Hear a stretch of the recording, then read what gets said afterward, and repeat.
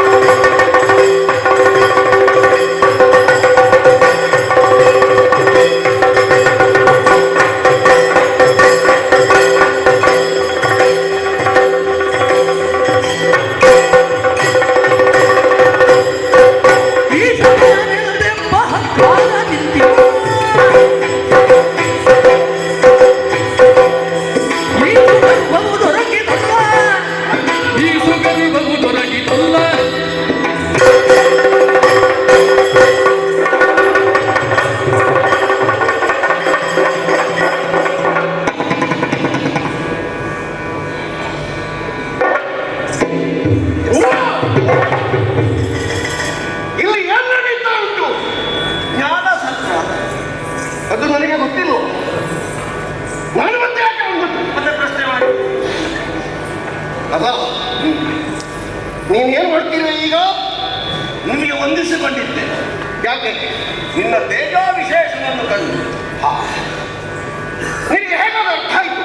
ಬರುವಾಗಲೇ ಒಂದು ಪ್ರಕಾಶ ವಿಶೇಷವಾಗಿ ಕಾಡ್ಕೋಬೇಕು ಎಂಬುದು ತನ್ನಿಂದ ತಾನಾಗಿದ್ದಲೇ ಬಾಗಿ ಕೈ ಮುಗಿ ನಾನು ಹೇಳಿ ಕಳಿಸಿದ್ದೇನೆ ನಿನಗೆ. ನಾನು ಬರ್ತೇನೆ, ನೀನು ಎದ್ದು ನಿಂತು ನಮಸ್ಕಾರ ಮಾಡಬೇಕು ಅಂತ ಹೇಳಿ. ಕೆಲವರೆಲ್ಲ ಬರುವಾಗ ಚಪ್ಪಾಳೆ ಹಾಕಲಿಕ್ಕೆ ಜನ ಕೂತ್ಕೊಳ್ಳಿಸಿದ ಹಾಗೆ ಹೇಳಿದರು. ನಾನು ಹಾಗಿದ್ರೂ ನನ್ನ ಯೋಗ್ಯತೆಯನ್ನು ಅರ್ಥ ಮಾಡಿಕೊಂಡು ನೀನು ಪುರಸ್ಕಾರ ಕೊಟ್ಟೆ. ನೀನು ಮಾನ ಸನ್ಮಾನಗಳನ್ನು ಸಲ್ಲಿಸಿದೆ. ನೀನಿಂದೇನು ಈ ಸಭೆಯಲ್ಲಿರುವ ಕೆಲವು ಮಂದಿಗಳು ನನಗಿಂತ ಹಿರಿಯರಾದವರು ಅಲ್ಲಿಂದಲೇ ಗೌರವ ಸೂಚಿಸಿದ್ದಾರೆ.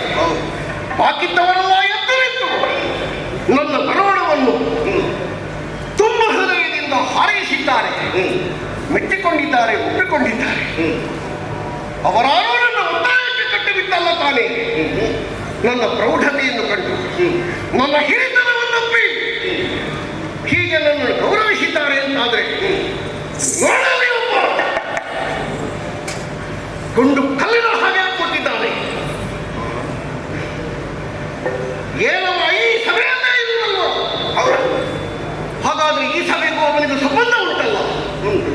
ಸಂಬಂಧ ಉಂಟು ಅಂತಾದ್ರೆ ಬಾಕಿದ್ದವರು ಇಷ್ಟೋ ಮಂದಿಗಳು ಹೀಗೆ ನನ್ನನ್ನು ಗೌರವಿಸುತ್ತಿರುವಾಗ ಅವನಿಗೆ ಕಾಣಲಿಲ್ಲವೇ? ಬೇಕಲ್ಲ.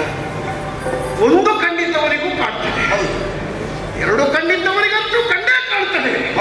ಇವನಿಗೆ ಮೂರು ಕಣ್ಣು ಉಂಟು. ತೆಂಗಿನಕಾಯಿ ಇದ್ದ ಹಾಗೆ ಪ್ರಯೋಜನ ಉಂಟಾ? ಕಾಣುವುದಿಲ್ಲ ಅವನಿಗೆ. ಕಾಣಲೇಬೇಕು. ಸಾಧಾರಣ ಸರ್ವದಾ ಈಶ್ವರ ಮೂರನೇ ಕಣ್ಣನ್ನು ಮುಚ್ಚಿದ್ದಾನೆ ಅಂತ ಹೇಳುವುದು. ಎರಡು ಕಣ್ಣು ತೆರೆದೇ ಇರಬೇಕಲ್ಲ. ಯಾಕಿವನನ್ನು ಮಾನಿಸಲಿಲ್ಲ? ಯಾಕಿವನನ್ನು ಗೌರವಿಸಲಿಲ್ಲ? ಯಾಕೆ? ನನಗೆ ಅರ್ಥ ಆಗ್ತದೆ. ಇವನಿಗೆ ಈಶಾ ಇನ್ನು ಅಹಂಕಾರ ಉಂಟು. ಅದು ಅಲಂಕಾರವಾಗಿರಬೇಕಿತ್ತು. ಯಾಕೆ ಅಹಂಕಾರವಾಗಿದೆ? ಇವ ಅಲ್ಪ. ಇವನಿಗೆ ಈ ಅಧಿಕಾರ ಏನೋ ಸಿಕ್ಕಿ ಹೋಗಿದೆ ಬಹುಶಃ. ಕೆಲವು ಕಾರ್ಯಕ್ರಮಗಳಿಗೆ ಕರೆ ಕೊಟ್ಟರು ನಾ ಬರುವುದಿಲ್ಲಲ್ಲ. ಹಾಗೆ ಈ ಕಾರ್ಯಕ್ರಮಕ್ಕೆ ಹೋಗುದಿಲ್ಲ. ಅಲ್ಲಲ್ಲ, ಕೆಲಸಕ್ಕೆ ಹೋಗ್ಲಿಕ್ಕೆ ಆಗುವುದಿಲ್ಲ. ಎಲ್ಲದಕ್ಕೂ ನಾನು ಹೋಗ್ತೇನೆ ಅಂತ ಏನೂ ಇಲ್ಲ. ಬಹುಶಃ ಈ ಕಾರ್ಯಕ್ರಮಕ್ಕೆ ಅವರು ಬರ್ತಾರೋ ಇಲ್ವೋ ಎನ್ನುವ ಅನುಮಾನದಿಂದ ಇವರನ್ನು ಕೂತ್ಕೊಳಿಸಿದ್ದಾರೆ ಅಂತ ಕಾಣ್ತದೆ. ಸರ್ವಾನುಮತದಿಂದ ಅವರನ್ನೇ ಆಯ್ಕೆ ಮಾಡಿ ಇಲ್ಲಿ ಸಾಯಲಿ. ಅದೇ ಈಶತಾನೆಂದೆಂಬ ಅಹಂಕಾರ. ಇವನಿಗೆ ಶಿವ ಎನ್ನುವಂತ ಒಂದು ಹೆಸರು. ಶಿವಾವಾಸ ಅಂತ ಒಂದು ಜಾಗ ಉಂಟು. ಅದು ನರಿಗಳೇ ಹೆಚ್ಚಾಗಿ ವಾಸಿಸುವಂತಹ ಭೂಮಿ. ಹಾಗಾದ್ರೆ ಶಿವ ಎನ್ನುವ ಶಬ್ದಕ್ಕೆ ನಾರಿ ಎನ್ನುವ ಅರ್ಥ ಇದೆ. ಅರ್ಥ ಬರ್ತದೆ. ಗುಳ್ಳೆ ನರಿಯುವ, ಕಳ್ಳ ನರಿಯುವ, ಬುದ್ಧಿವಂತರಲ್ಲಿ ಬುದ್ಧಿವಂತ, ಸಮಯ ಸಾಧಕ, ಅಪಮಾನ ಮಾಡುವುದಕ್ಕೆ ಸಿಕ್ಕಿದ ಹೊತ್ತನ್ನು ತಾನಪ್ಪ ಹೀಗೊಂದು ಪ್ರತಿರೋಧವಾಗಿ ಸಾಧಿಸಿಕೊಡ್ತೇನೆ ಎನ್ನುವಂತಹ ಹುನ್ನಾರದಲ್ಲಿದ್ದಾರೆ. ನಾವೆಲ್ಲ ಇಲ್ಲಿ ಕರ್ಮಠರು.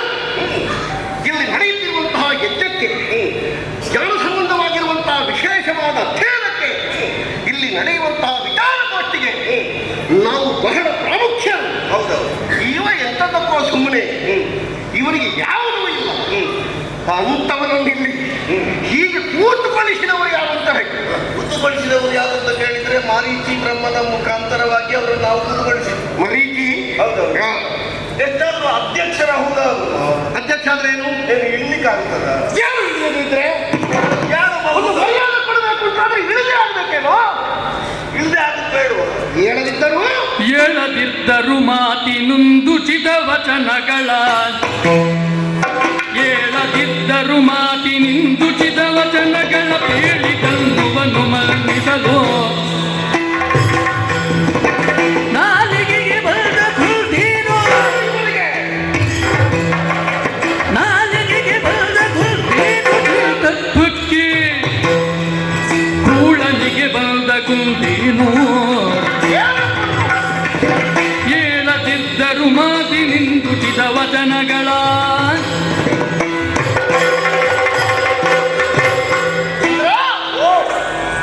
ನೀ ನೋಡಿದ ವಾಕ್ಯದಲ್ಲಿ ಹುರುಳಿಲ್ಲ ಅಂತ ಬಿಟ್ಟು ಬಿಡುವುದಕ್ಕೆ ಸಾಧ್ಯ ಇಲ್ಲ. ತಿರುಳುಳ್ಳದ್ದು. ಇವ ಅಧ್ಯಕ್ಷರಾಗಿದ್ದಾರೆ. ಹೌದು. ಕೂತಾಗಿಲ್ಲ, ಕೂತಾಗಿದೆ. ಎಲ್ಲರೂ ಕುಳ್ಳಿರಿಸಿದ್ದಾರೆ. ಹೌದು. ಅಧ್ಯಕ್ಷರಾದವ ಕುಳಿತ ಮೇಲೆ ಸಭಾ ವಿಸರ್ಜನೆಯಾಗದ ಇಳಿಯಕೂಡದು. ಕೊಡು. ಮಧ್ಯದಲ್ಲೆಲ್ಲ ಎದ್ದು ಹೋಗುವವರಿಗೆ ಅಧ್ಯಕ್ಷತೆಯನ್ನು ಕೊಡ್ಲಿಕ್ಕೂ ಇಲ್ಲ. ಆಗಬಾರ್ದು. ಹಾಗಾದ್ರೆ ಒಬ್ಬ ಅಧ್ಯಕ್ಷರಾಗಿ ಕೂತ ಮೇಲೆ ಯಾರನ್ನು ಮಾನಿಸಬಾರ್ದು ಅಂತ ಉಂಟಾ? ಅನಿಸಬಾರ್ದು ಅಂತ ಇಲ್ಲ. ಎಲ್ಲರನ್ನು ಅವಮಾನಿಸಬೇಕು ಅಂತ ಉಂಟಾ? ಅವಮಾನಿಸಬಾರ್ದು. ಅಧ್ಯಕ್ಷರಾದವ ಸರ್ವದಾ ಈ ಸಭೆಯ ಆಗುಹೋಗುಗಳನ್ನು ನೋಡುತ್ತಲೇ ಇರಬೇಕು. ಹೌದು. ಸಭಾಧ್ಯಕ್ಷರಾದವ ಇಲ್ಲಿಯ ಒಳಿತು ಕೆಡುಕುಗಳಿಗೆ ಕಾರಣೀಭೂತರಾಗಿರ್ತಾನೆ. ಹೌದು. ಇಲ್ಲಿ ಏನೇ ಹೆಚ್ಚು ಕಡಿಮೆ ಆದರೂ ಹೌದು. ಅವನ ಅಧ್ಯಕ್ಷತೆಯಲ್ಲಿ ಹೀಗೊಂದು ಸಭೆ ಆಗಿತ್ತಂತೆ, ಅಲ್ಲಿ ಇಂಥದ್ದೆಲ್ಲ ನಡೆಯುತ್ತಂತೆ.